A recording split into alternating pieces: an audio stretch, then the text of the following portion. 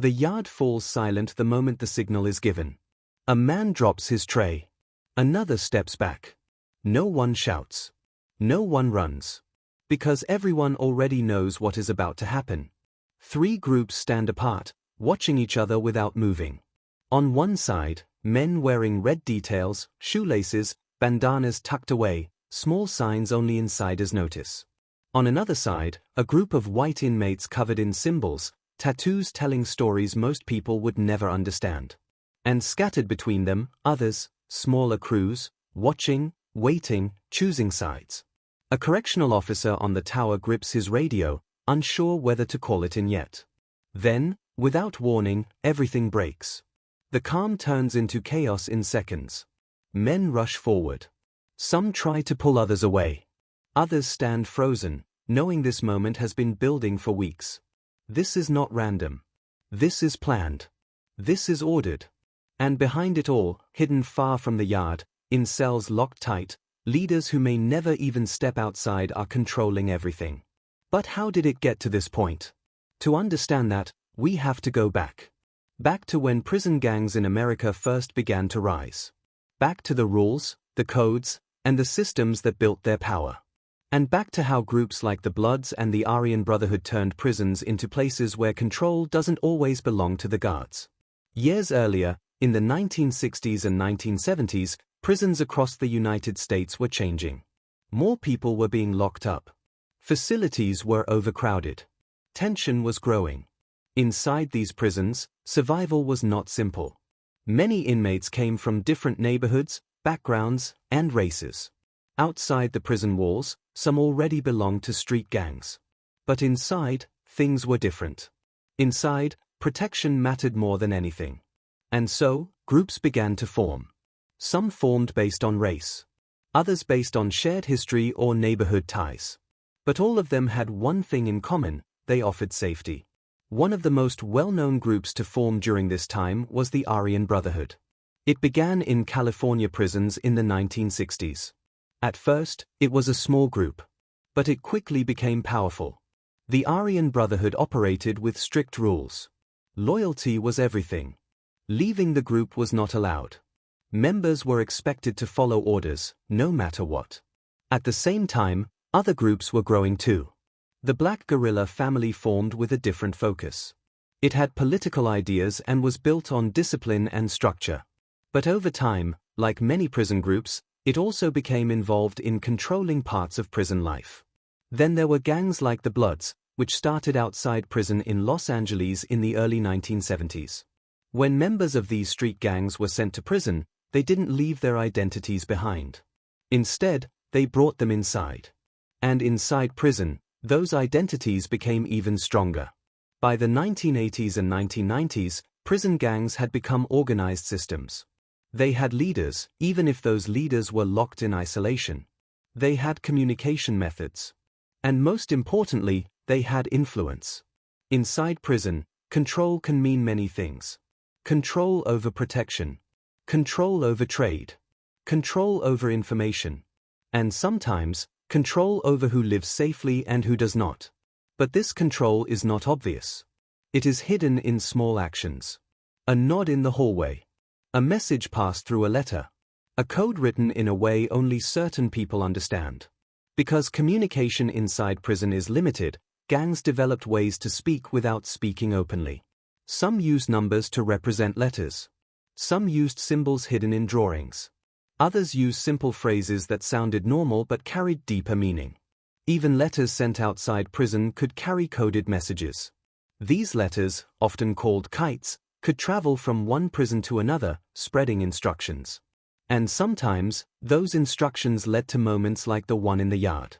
But before violence, there is always recruitment. Recruitment inside prison is not like outside. It is not loud. It is not public. It often starts with observation. A new inmate arrives. They are watched. Who do they talk to? Where do they sit? How do they react under pressure? Then, someone approaches. Not with threats, but with offers. Protection. Belonging. A sense of identity in a place where most people feel lost. Joining a gang often means agreeing to follow its rules completely. For some, it is a choice made out of fear. For others, it is about loyalty to something they already knew outside. But once inside, leaving is not simple. Because gangs inside prison operate like tightly controlled systems. They assign roles. Some members handle communication. Some handle trade, items that move inside prison, like food, clothing, or other goods. Others enforce rules. And those rules are strict. Breaking them can have serious consequences. Yet, despite all this control, daily life inside prison continues. There are moments of quiet. Men reading books. Working jobs. Writing letters to family. Talking about life outside. These quieter moments are important. They are the lows. They are where tension builds slowly. Because even in calm moments, the system of gangs is always present. Watching. Waiting. And sometimes planning. Correctional officers are aware of these systems. Prison authorities have spent decades trying to reduce gang influence. They separate known gang members. They monitor communication. They use intelligence units to track activity. But gangs adapt. When communication methods are blocked, new ones appear. When leaders are isolated, orders still find a way out. Because power inside prison is not only about physical presence. It is about reputation. About fear. About loyalty that continues even when someone is locked away alone. And over time, these systems create moments where tension cannot be held back anymore. Moments like the one in the yard. Back in that prison yard, the calm has already broken. Officers are now shouting commands. Sirens begin to sound. But for those involved, this moment was decided long before today. Messages were passed. Plans were made. All without being seen. And now, as the situation unfolds, one question remains unanswered. Who gave the order? And why now? The first siren cuts through the noise like a sharp warning. Officers rush into the yard, their voices loud, ordering everyone to get down. Some inmates obey immediately, lying flat on the ground. Others hesitate, looking toward their own group first, waiting for a signal that only they understand. Because even now, in the middle of confusion, the chain of command still matters. Within moments, the yard is surrounded. The situation is contained, but the tension does not disappear. It settles into the air, heavy and quiet again, like a storm that has not fully passed. Several inmates are taken away. Others are separated and searched. The yard is cleared. But for prison staff, this is only the beginning. Because what happened in those few minutes is part of something much larger. Inside offices away from the yard, correctional intelligence teams begin to work. They gather reports. They review camera footage. They check recent movements, who spoke to who changed cells, who received letters. They already know this was not random. This was organized. And when something is organized inside prison, it usually means one thing. A message was sent. But to understand the message, they must follow the trail backwards.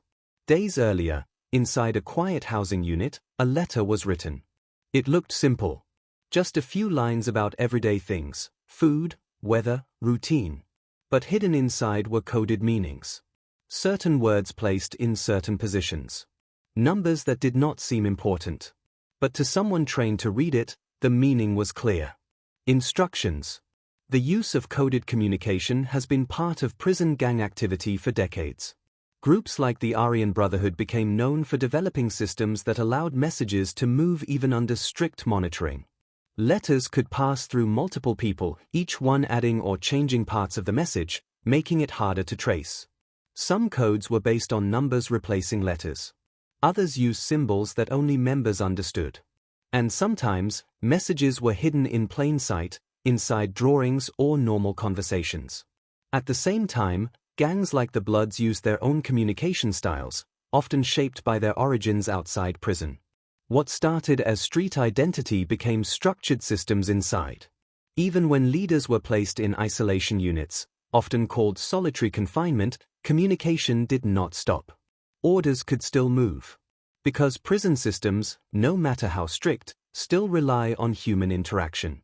And where there is interaction, there is opportunity. Back in the investigation room, officers begin connecting small details. A conversation overheard in the cafeteria. A change in seating patterns in the yard. An increase in tension between certain groups. None of these things alone would mean much. But together, they form a pattern. And patterns inside prison are important. Because they often come before action. Meanwhile, inside another part of the prison, daily life continues again. Meals are served. Doors open and close on schedule. Inmates walk in lines, quiet, controlled. But beneath this routine, something has shifted. Trust between groups is thinner now. Small interactions carry more weight. A look can mean a warning. A silence can mean agreement. This is how control works inside prison. It is not always loud. It is often quiet. Maintained through understanding, through fear, and through rules that are rarely written down but always followed. One of the most powerful parts of gang structure inside prison is discipline. Each group enforces its own rules. Members are expected to act in certain ways. To show loyalty. To follow instructions. And to represent the group at all times. For the Aryan Brotherhood, this structure became especially strict. Membership was limited. Trust had to be earned. And once accepted, a member was expected to stay loyal for life. For groups connected to the Bloods, identity and connection to outside networks played a strong role. What happened inside prison could connect to what was happening outside. This connection between inside and outside is one of the reasons prison gangs became so influential. Because prison is not separate from the world. It is part of it. And information flows between both. In some cases, leaders inside prison have been able to influence actions outside. And in other cases, outside events have shaped what happens inside. This two-way connection increases the importance of communication. And makes controlling that communication very difficult. Back in the intelligence office, officers now focus on one key question. Who carried the message? Because in prison, the person who delivers a message is just as important as the person who creates it. Messengers are often chosen carefully. They must be trusted. They must understand the code. And they must be able to move without drawing attention. Sometimes, they are people no one expects. Quiet individuals. People who appear to stay out of trouble. But inside the system, they play a key role. Tracking these individuals is not easy. Because they leave very little trace. And even when they are identified, proving their involvement can be difficult. At the same time, prison officials begin making changes. Certain inmates are moved. Housing units are adjusted.